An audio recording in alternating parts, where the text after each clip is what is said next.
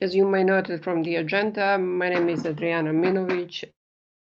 I'm data privacy professional, head of data privacy in Betsson Group, and I will today speak a bit about very popular topic for every business is how to improve the results through the extensive data collection and to achieve personalization, but in the same time to be compliant. Of course, the major issue here is from the privacy perspective, and hence I will try to clarify a bit this topic today. Well, when it comes to personalization, I think that we can all agree that this is definitely one of the primary agenda of each business, especially on the online business. I think we all understood that to be successful, we need to reach every customer and we need to have a tailor-made experience in regard of our products and services, in regard of our marketing, and this is definitely something that we are all trying to achieve. Thanks to the development of the technology and to the online services and products, this is feasible today. And today we are able to offer the best possible experience to our customers toward their. I mean, this goes for every industry and especially for the online business. But it's not only on the agenda of the business. I think we can all safely say that even the customers see the benefits of the personalization. From my personal experience, I can say that I really love to see on Netflix the suggestion of movies according to my previous history of movies that I watched. So they really make my life much easier when they say, hey, you might need to consider this or that because according to your history, this can be the movies that you are interested for. So as said, I think there are a lot of benefits, not only for the business, but also for the customers. However, of course, from the introduction of GDPR, this become quite challenging because the stricter data privacy rules just pretty much posed a lot of challenges that we need to consider when we try to deliver the personalized content or services, or even to use the personalized market. And that's why we will try to explain today a bit what would be the major implications that we need to have in mind when we engaged into personalization and use of data to deliver the personal services or the personalized marketing. I think on the first place, I will try to clarify some, let's say, the most important, the foundations for this, which are the starting points to start with, because unfortunately, since GDPR and data privacy laws in the form that we are seeing today are quite novel, there is no that much case law interpretation, and we cannot say that everything is covered. Unfortunately, technology is developing much faster than the legislation, and there are still a lot of legal uncertainties in this area. So that's why when we make the decisions about these kind of approaches, what we should have in mind is the foundation. These are what will guide us through this process. So in the first place, what's some underlining idea of GDPR and any privacy legislation is, on the first place, to know what you are doing. This is really important because everything starts from there. You need to know what kind of data you have, why you want to use the data, what's the purpose you want to achieve, for how long you need the data to achieve the purpose. So these are the essential questions you need to start asking yourself before starting any of this kind of activity, because this will make the clear picture in your head what you are aiming for, and of course this will be necessary for your colleagues from the privacy departments that will need to guide you through this process. The second question, which is more also very important, and this is something where you can get help from your privacy colleagues, is to pay attention on the specific implication that might happen as a result of personalization. First of all, you need to understand whether the decisions that you made based on the personal profiles of the customers will have some negative implications on the customers, or what kind of impact will be on the customers. And especially in this regard, you need to pay attention when you are making certain decisions, that you are not making the decisions that are based on biases or that might potentially discriminate certain group of peoples. And these are all very important safeguards that you can see from the GDPR and that you can go through with your colleagues from the privacy department, because they will pretty much guide you through this process. From my personal experience, good cooperation with the privacy department here is really important, because if you have a good cooperation, you will understand that they can even help you to sort out the data on the most appropriate manner, because what GDPR requires is pretty much to sit down and think about, okay, what's the minimum necessary data that I really need to achieve this? Is there any other way that I can achieve this, but that can be maybe less intrusive for the customer? Are my decisions, as I said, are not biased or discriminatory toward certain categories of people, or even if they will have some negative implications? So if you think through all these questions, you will see that their purpose is just to make crystal clear to you and your colleagues what you want to achieve and what's the best possible way for you and the customer, from both of course, and to be in compliance with the relevant legislation. In the end of the day, after going through all these steps and consulting, of course, your colleagues from the relevant departments, privacy departments, in order to find the most appropriate legal basis, how to conduct this, to see what are the legal requirements, comes the requirement of the transparency, because this is also one of the very important things that you need to have in mind. What customers essentially expect and what GDPR mandates. It's when you do all this exercise, knowing your data, knowing what you want to do, on which way, going through the data privacy legal departments, consulting about the legal requirements and everything, you need to explain it in your transparency, in your privacy policies or the concepts, on the way how you're communicated to the customer. You just need to be transparent, because in the end of the day, they all expect, if you want to offer me the personalized services or the personal marketing, what's necessary for that? What I need to give you in return? I mean, what kind of data you will use or require from my end? So I will be able, as a customer, to see whether this is something that is acceptable for me or not. And these are pretty much, I would say, the baseline principles that you need to have in mind. Of course, depending on the type of the cooperation, what you want to do and how you want to achieve, there are a lot of specific details that you need to consider. But these are, I would say, some guiding principles that you need to apply in each activity or the project that is founded on extensive use of data and the personal.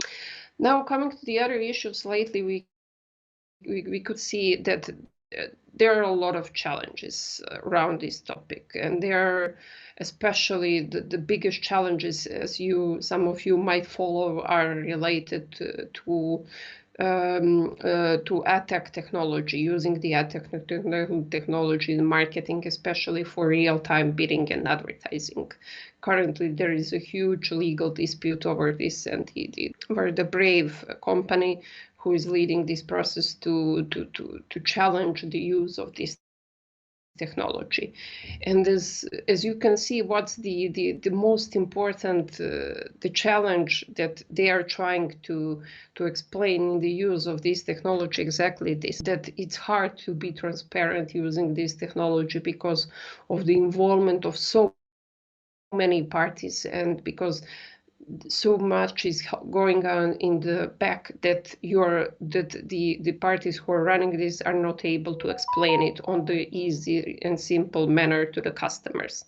And also because of the complex relation between the parties, it's practically really, really hard to understand who is doing what. So as you can see, the question of the transparency is really important to be able to legitimize your attempts to use the extensive use of data and to personalize your services, offers, marketings, or communication. Also, there is another important development that happened recently and that I think is extremely important, especially for the area of the marketing, and that's the new published ICO guidelines is about the direct marketing. They are quite extensive and they are covering a lot of topics in the marketing that are related to the personalization and profiling of users. But I think what I noted as three most important issues in these guidelines that will need definitely further development and clarification in the future are, on the first place, the concept of marketing and direct marketing, where in the guidelines this concept is quite broader because they are trying to make it more extensive and to include all the activities that led up to or enable or support sending direct marketing. In my opinion, I think that this kind of definition will cause, unfortunately, a lot of debates because in one corporate entity where pretty much every goal of every corporation or the company is to sell your products, of course, to generate your revenue, it's really, really hard to make the distinction between the direct marketing and the other commercial activities. I think this will be quite a challenge, and it will pose the challenge in any business because it will be quite hard to draw the line what's marketing activities, and especially if we take the account that these are activities that led, enable, or support the marketing activities, and what are the other activities that are not marketing per se. The second important issue that we could see from the guidelines is the relation between the parties when you use a third party to do your marketing activities. I think that in this part is quite a slippery slope, and here we need to be careful because somehow it feels that through any use of third parties to help you in doing your marketing activities, the burden is put on both parties in the equal way. And unfortunately, I don't think that this is the appropriate approach because it needs to be the clear distinction between the situations and the roles in which parties are, whether we have the relation of the controller and processor, where somebody is only acting on your behalf and pretty much doing the activities in your name. And of course, here you are liable because you are the one who is, in fact, just doing your activity through the third person. Or you have completely separate entity, separate independent controller that just made a decision to cooperate with you and to advertise your products and services through its customer database.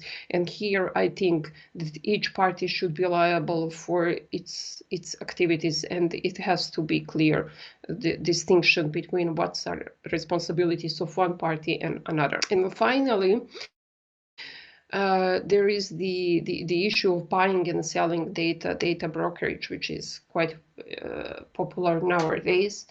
And as you can see through the guidelines, they include a very challenging verification steps for the parties that want to buy and to sell the data. In my opinion, I think this is the topic that really needs further clarification, and it really needs to be put in the perspective. What's really feasible for one party to do in order to verify whether the other party is compliant? Because these are the practical questions that will just come up in the real life, and we need to understand, of course, that we need to do these activities in accordance with the GDPR principles, but also to understand that what's feasible in the given circumstances, and especially we need to take the account powers of the parties and the relations in the every. That's why I would conclude this brief presentation with explaining these challenges, because I'm quite sure that in the future period we will see a lot of new developments in the area of personalization and the profiling. But what's the message that I want to send here, and what I think it's important to understand is that this is not something that died with GDPR. That GDPR buried the personalization and the profiling.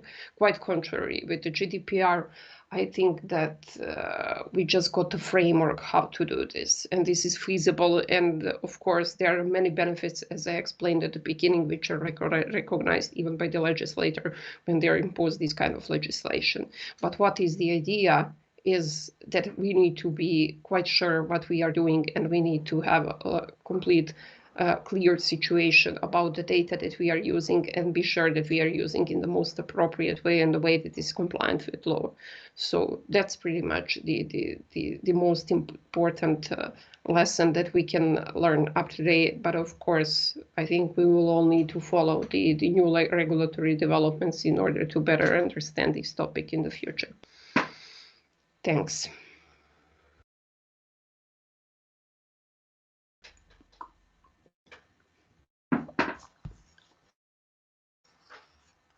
Let's see if there are any questions.